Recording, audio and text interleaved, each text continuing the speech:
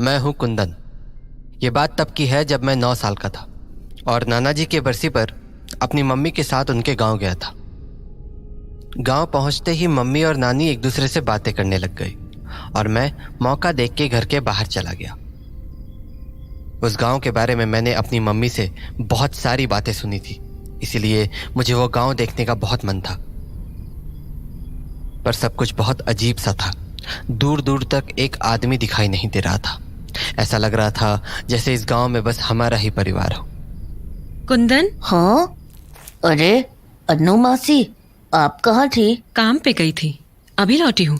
तुम बाहर क्या कर रहे हो? अंदर चलो। हाँ, मैं वो गांव देख रहा था। सुबह देख लेना, अभी अंदर चलो। प्लीज मासी, मुझे ये पूरा गांव देखना है। इस गांव में देखने लायक कुछ भी नहीं है।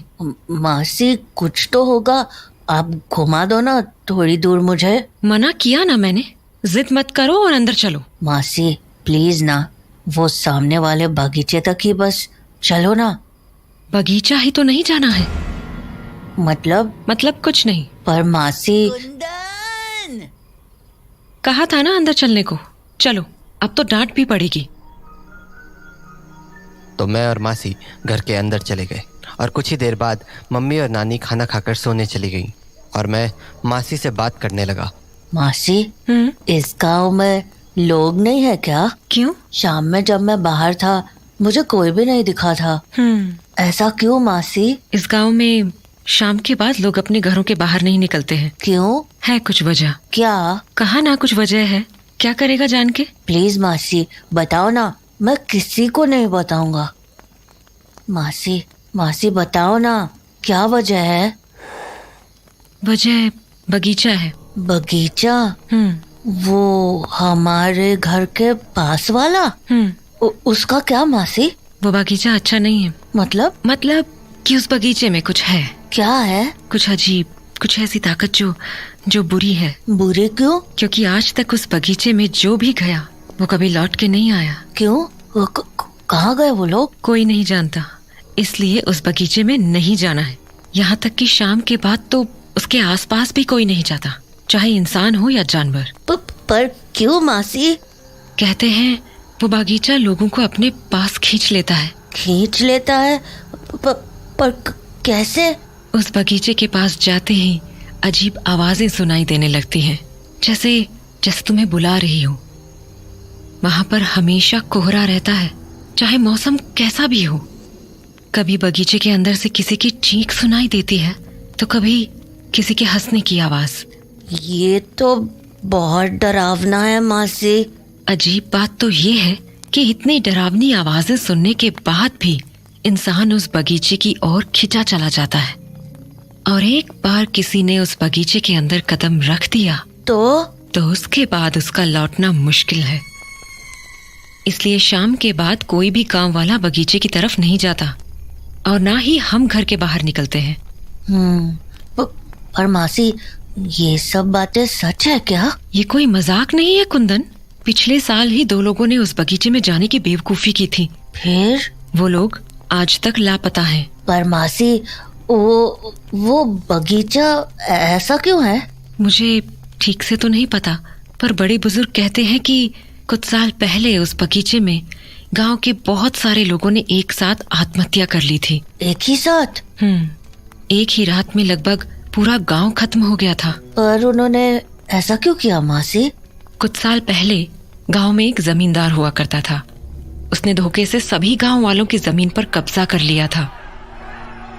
गांव वालों ने उसके खिलाफ बहुत आवाज उठाई, कोर्ट कचहरी के चक्कर भी काटे, पर फिर भी कुछ नहीं हुआ। फिर क्या, गांव वालों के पास और कोई चारा नहीं बचा तो अंत में उन सब ने मिलकर उसी बगीचे में जाकर आत्महत्या कर ली।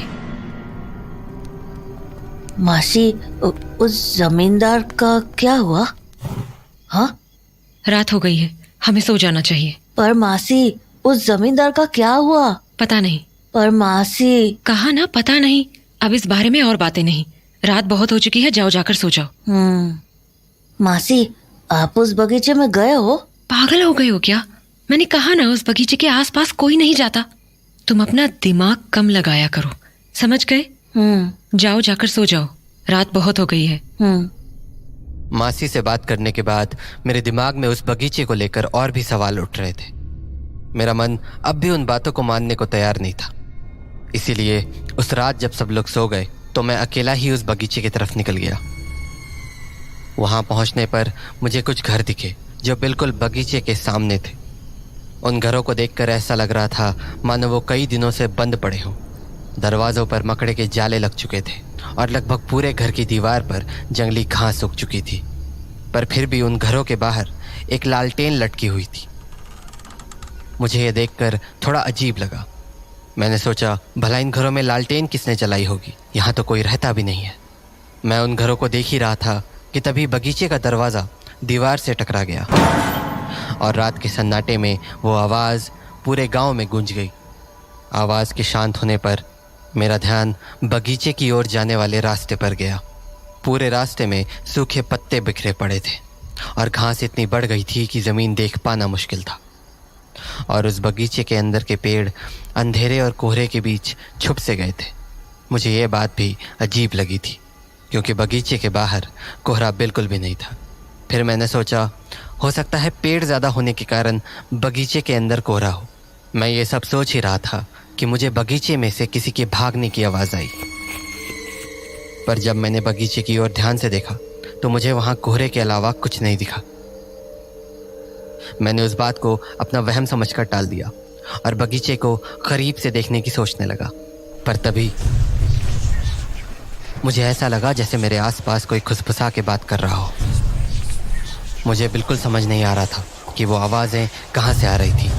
धीरे धीरे वो आवाज़ें और भी तेज़ होने लगी। अब मुझे हल्का डर लगने लगा था। मैंने सोचा घर लौट जाता हूँ, पर तभी वो आवाज़ें किसी इंसान की आवाज़ में बदल गई और मेरा नाम पुकारने लगी।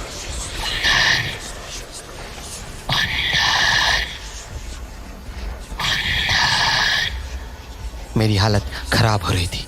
मैं वहाँ से भागना चाहता था पर मेरे पैर मानो जम से गए थे और धीरे धीरे करके वो आवाज़ें और भी तेज़ हो रही थी।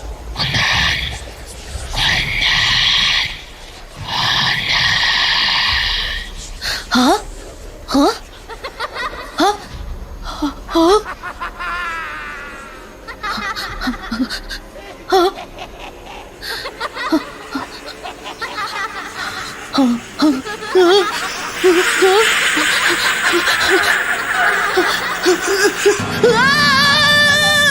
कुंदन, मासी, क्या कर रहे हो तुम यहाँ? पागल हो गई हो क्या? मासी, तुम्हें पता भी है ये कितनी खतरनाक जगह है? मासी, मैं वो खड़े खड़े मेरा मुंह क्या देख रहे हो? चलो यहाँ से। मासी, कहा ना यहाँ से चलो, जल्दी चलो। जिस तरह से मासी मुझे वहाँ से घर लेकर आई थी, मुझे समझ आ गया था कि मैंने कोई बहुत बड़ी गलती कर दी है, पर मैं ये समझ नहीं पा रहा था कि आखिर मासी इतनी डरी हुई क्यों थी। अगले दिन मासी और मम्मी को किसी काम से मार्केट जाना था, तो वो मुझे नानी के पास छोड़ गए। मम्मी मासी को गए काफ़ी टाइम हो चुका था, तो मैं खाना खाने के लिए किचन में जाकर नानी के पास बैठ गया। पर मैं अभी भी मासी की बताई बातों के बारे में सोच रहा था, तो मुझे लगा क्यों ना नानी से ही सच पूछ लूं।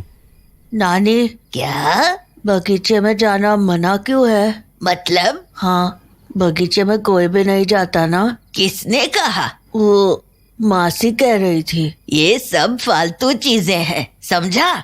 इन बातों पर ध्यान मत दे। नहीं नानी, मासी कह रही थी वहाँ पर लोगों ने आत्महत्या कर ली थी किसी जमींदार के कारण। अरे क्या जमींदार के कारण? वो लोग कुछ काम वाम करते थे नहीं, खाने वाने को होता नहीं था तो मर गए भूखमरी से। इसमें जमींदार की क्या गलती?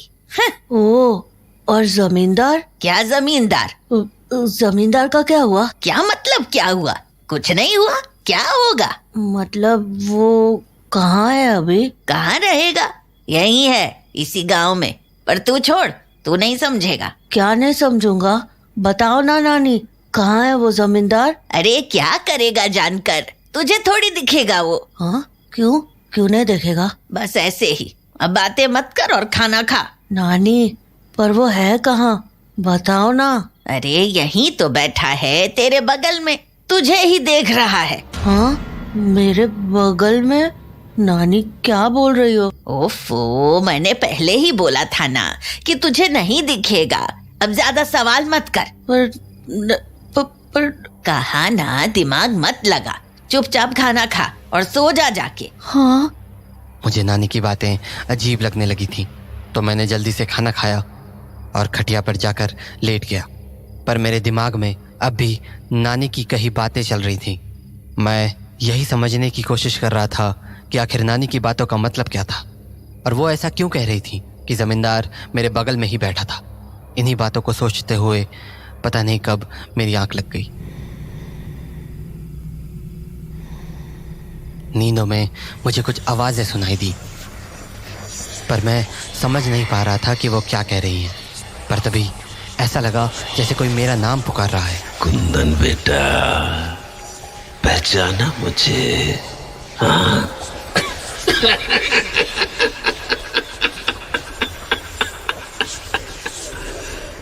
मैं उन आवाज़ों को ध्यान से सुन ही रहा था कि तभी मेरी आंखों के सामने मेरे नाना का चेहरा आ गया।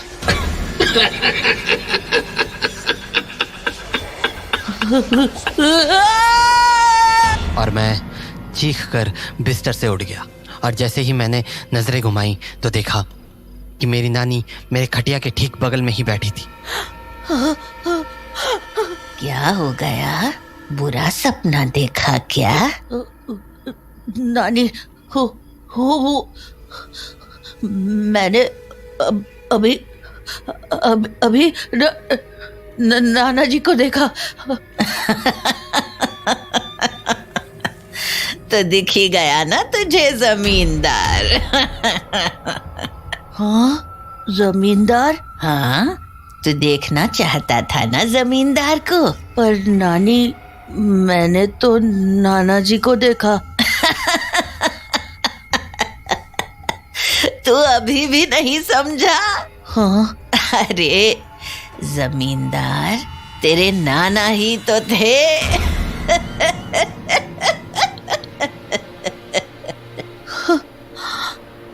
मुझे ये तो नहीं पता कि जमींदार वाली कहानी की असलियत क्या थी, पर उस रात के बाद मैं इतना तो ज़रूर समझ गया था कि वो गांव सचमुच भूतिया था, और उसका कुछ ना कुछ संबंध मेरे नाना नानी से ज़रूर था।